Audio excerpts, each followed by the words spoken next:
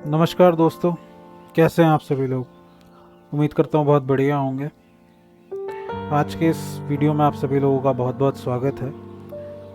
और आज इस वीडियो में हम चर्चा करेंगे मोक्ष के ऊपर। क्या है मोक्ष? जब सनातन ऋषियों ने बात की मोक्ष की या चर्चा की मोक्ष के ऊपर, तो उनसे उनका तात्पर्य क्या है? वैसे तो ये जो शब्द है वो खुद अपनी व्याख्या करता है, लेकिन मोक्ष के नाम पर बहुत सारी कन्फ्यूजन है। अलग अलग तरीके से अलग अलग लोगों ने इसे डिफाइन करने की कोशिश की है। मैं अपनी तरफ से कोशिश करूँगा।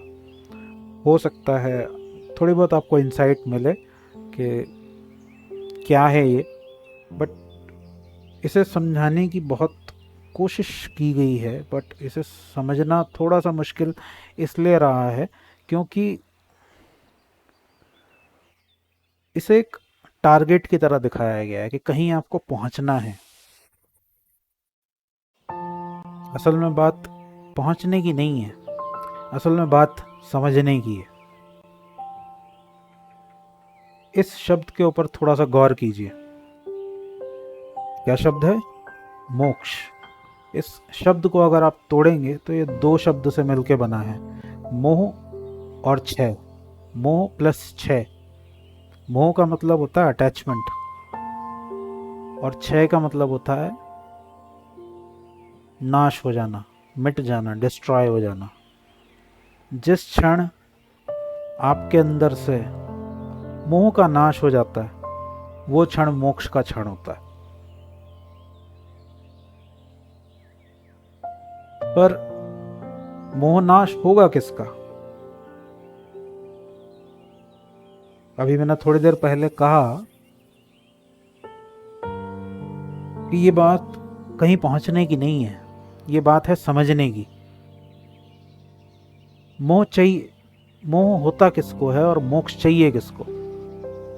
आपको इतना समझना पड़ेगा।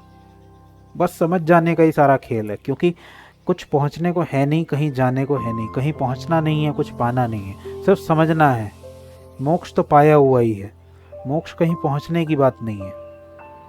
आप पहले से ही वहां पर खड़े हैं जहां आपको पहुंचना है। लाउत से पहले ही वचन में शुरुआत करते हैं कि जिस पथ पर विचरण किया जा सके वह पथ नहीं।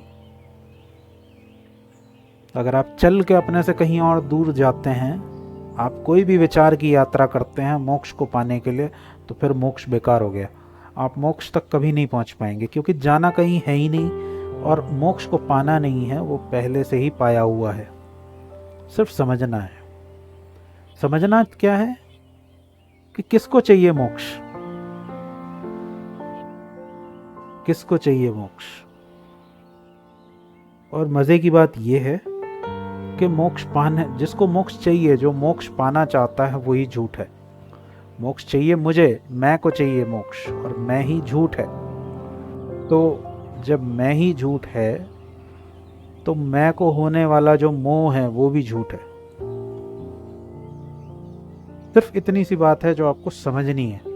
आपको सिर्फ इतना समझना है कि मैं कैसे झूठ है, मेरा होना कैसे झूठ है। अगर आपको ये समझ में आ गया कि मैं कैसे एक झूठ के ऊपर टिका हुआ है, तो आपको ये भी समझ में आ जाएगा कि फिर इससे होने वाला जो मोह है वो भी झूठ है, वो भी झूठा है, वो भी टिकता नहीं है। क्योंकि जिस पर टिका हुआ था वो खुद ही झूठ पर टिका हुआ है। अगर आपने इतना सा खेल समझ लिया तो फिर करने को कुछ नहीं रह जाएगा। फिर जो होना है वो अपने आप ही हो जाएगा। सारा खेल बस समझने का है। बस इतना ही समझना है कि जब जिसे मोक्ष चाहिए वही झूठ है, तो फिर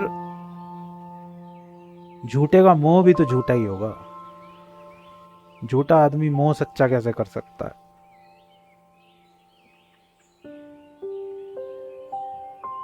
यही सारा उपदेश है रमण महर्षि का भी। जब वो शुरुआत ही इसी चीज के साथ करते हैं कि पूछो हु एम आई, कौन हूं मैं। जिस क्षण आपको ये समझ में आ गया कि आप कौन हैं, उस समय उसी क्षण आपको ये भी समझ में आ जाएगा कि आपका मोह क्या है। क्योंकि मोह भी झूठ है और मोह करने वाला भी झूठ है, या इसे पलट के कहना चाहिए, क्योंकि मोह करने वाला झूठ है, जैसे मोह हो रहा है वो ही झूठा है, इसलिए उसका मोह भी झूठ है। और क्योंकि आप अपने मैं को नहीं समझ पाते, इसलिए आप अपने मोह को भी नहीं समझ पाते। आप मैं को समझ लीजिए, मोह अपने आप आपको समझ में आ जाएगा। या अगर आपको मैं का समाधान मिल गया तो मोह का समाधान भी अपने आप मिल जाएगा, कुछ नहीं करना पड़ेगा। Thank you so much.